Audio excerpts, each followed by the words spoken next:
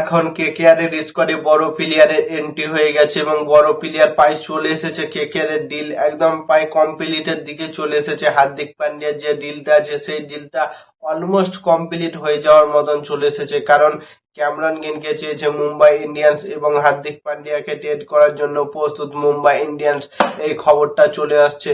তো আমার মনে হয় মুম্বাই ইন্ডিয়ান্স থেকে হার্দিক পান্ডিয়া কলকাতা নাইট রাইডার্সে চলে আসতে পারে, কারণ কলকাতা নাইট রাইডার্স যদি হার্দিক পান্ডিয়া চলে আসে তাহলে কলকাতা নাইট রাইডার্সের ক্যাপ্টেন্সির সমস্যার সমাধান হবে এবং একটা বলার পাবে এবং একটা অলরাউন্ডার ভালো প্লেয়ার পাবে এবং অলরাউন্ডার একটা ইন্ডিয়ান দেশি প্লেয়ার পাবে হার্দিক পান্ডিয়ার রূপে।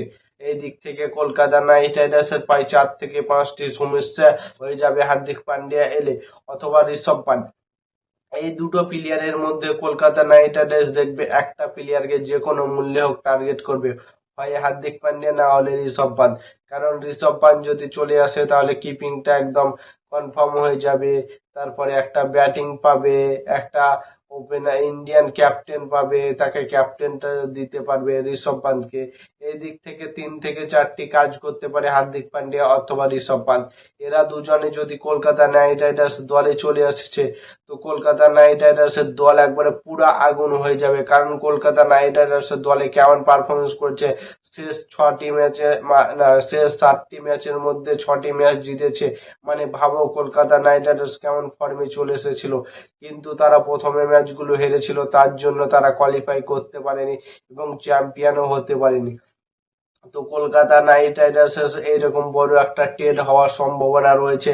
হার্দিক পান্ডিয়া আসতে পারে অথবা ঋষভ পান্ট, না হলে কে এল রাহুল আসার চান্স আছে। কে এল রাহুলের সম্ভাবনা একটু কম, কিন্তু সব থেকে বেশি আসতে পারে হার্দিক পান্ডিয়া। হার্দিক পান্ডিয়া মানে ক্যামেরন গ্রিনকে ট্রেড করে হার্দিক পান্ডিয়াকে আনতে পারে এবং মাতিসা পাথিরানাকে ট্রেড করে কে এল রাহুলকে আনতে পারে। যদি কে এল রাহুল এবং হার্দিক পান্ডিয়া দুজনে কলকাতা নাইট রাইডার্স দলে এন্ট্রি নেয় তাহলে ভাবো কলকাতা নাইট রাইডার্সের ব্যাটিং লাইন আপ আগুন হয়ে যাবে।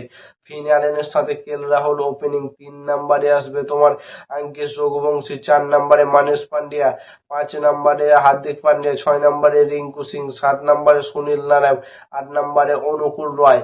মানে পুরো 8 নম্বর অব্দি ব্যাটিং এবং ঝোড়ো ইনিংস খেলার মতো প্রত্যেকটা ব্যাটিং এর ক্ষমতা আছে এবং কলকাতা নাইট রাইডার্স একতরফা ম্যাচ জিতে পারে। ফিনিশার রূপে হার্দিক পান্ডিয়াকে আনতে পারে।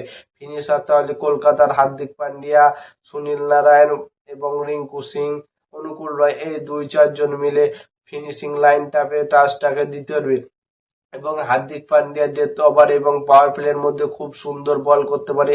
এদিক থেকে অনেকটা অ্যাডভান্টেজ পাবে এবং ওপেনিং এর একটা সমস্যার সমাধান হয়ে যাবে যদি কে এল রাহুল অথবা ঋষভ পান্ত আসে, এবং কিপিং এর সমস্যার সমাধান তো হয়ে যাবে তাদের দুজনের মধ্যে একজন এলে।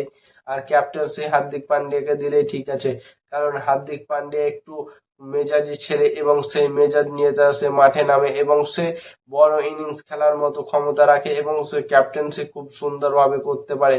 সে প্রথমবার গুজরাটে ক্যাপ্টেন্সি করেছিল এবং 2022-এ গুজরাটকে চ্যাম্পিয়ন করেছিল। সেখান থেকে বার হওয়ার পরে তার ক্যাপ্টেন্সিতে মুম্বাইয়ের কোনো ব্যাটিং খেলতে পারেনি। তো কলকাতায় যদি হার্দিক পান্ডিয়া চলে এসেছে, তো তোমাদের মতামত কমেন্ট করে জানাও। কলকাতা নাইট রাইডার্স দলে কি হার্দিক পান্ডিয়া আসতে চলেছে? এবং নতুন কোনো ক্রিকেটের ভিডিও দেখতে হলে চ্যানেলটাকে সাবস্ক্রাইব এবং ফলো করে দাও। ততক্ষণের জন্য টাটা, বাই বাই, জয় হিন্দ।